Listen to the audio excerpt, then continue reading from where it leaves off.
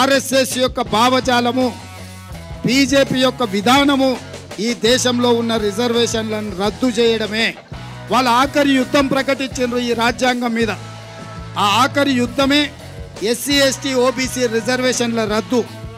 ఈ SC ST OBC రిజర్వేషన్లు రద్దు చేయాలంటే 400 సీట్లు కావాలి. 2/3 మెజారిటీతోని లోక్సభ రాజ్యసభలో ఈ బిల్లును ఆమోదింపజేసి అన్ని రాష్ట్రాల మీద ఒత్తిడి తీసుకొచ్చి రిజర్వేషన్లను రద్దు చేయడానికి భారతీయ జనతా పార్టీ కుట్ర చేస్తుంది.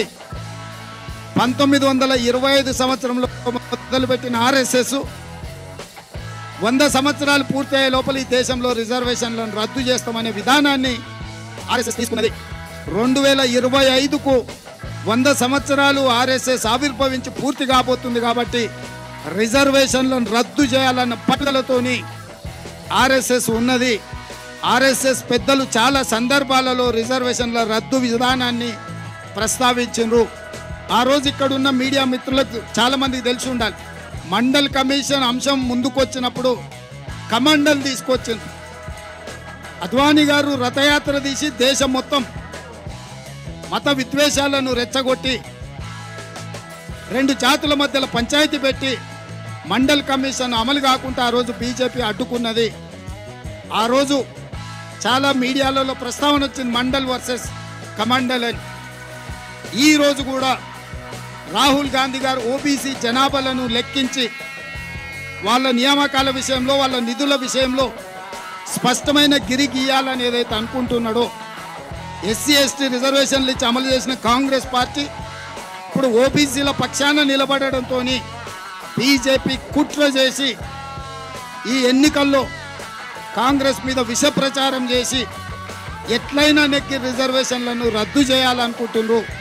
అందుకే ఈ రాష్ట్రంలో ఉండే ప్రతి ఒక్కరికి నేను విజ్ఞప్తి చేస్తున్నా, ముఖ్యంగా ఎస్సీ ఎస్టీ మైనారిటీ ఓబీసీలకు, బీజేపీకి మీరు వేసే ప్రతి ఓటు మీరు రిజర్వేషన్ రద్దు కావడానికి ఉపయోగపడుతుంది.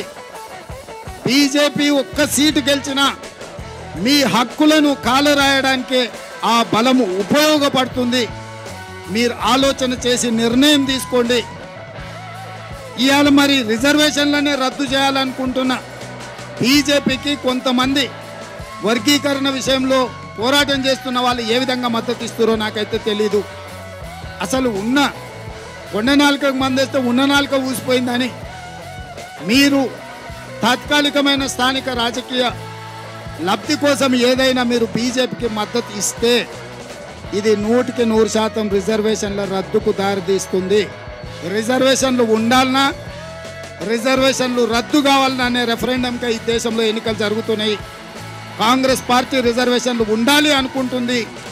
ఎస్సీ ఎస్టీ ఓబీసీ మైనారిటీలకు అండగా నిలబడాలి అని కాంగ్రెస్ అనుకుంటుంది.